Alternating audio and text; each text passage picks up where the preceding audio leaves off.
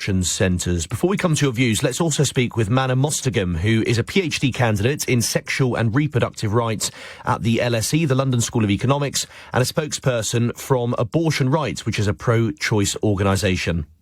Could I ask, sort of generally, your thoughts? I mean, is there any credence in people like JD Vance saying that these are impinging on freedom of speech, the buffer zones? I would say to JD Vance, there was a recent documentary by Bell True called The A Word on the impact of the reversal of Roe v. Wade on abortion services in America.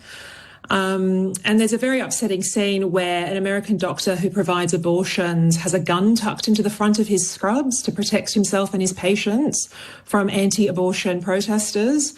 And I just don't think anybody in this country wants to see a situation where NHS workers have to learn how to carry firearms so that we can provide healthcare procedures. So I would say to JD Vance, focus on America. You seem to have problems aplenty there.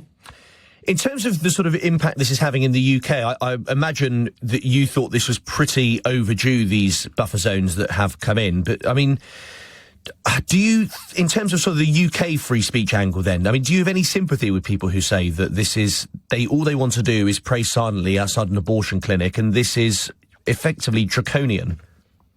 I'm a religious person. My parents are refugees due to religious persecution from their homeland. I think anybody who is pretending this is an encroachment of free speech, a restriction of their religious freedoms, is being ludicrous. I think, in the words of Pam Lowe from Aston University, using prayer in this way is a misuse of prayer.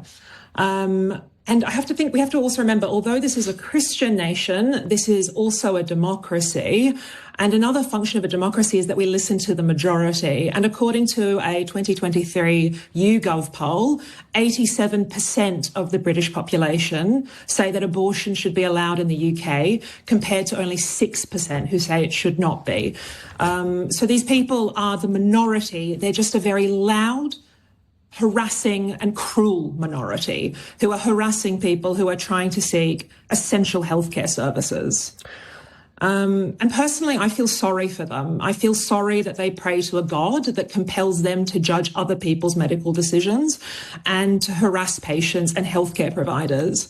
Personally, I don't know if God likes me more than the rest of creation, but in my experience, you can talk to God anywhere.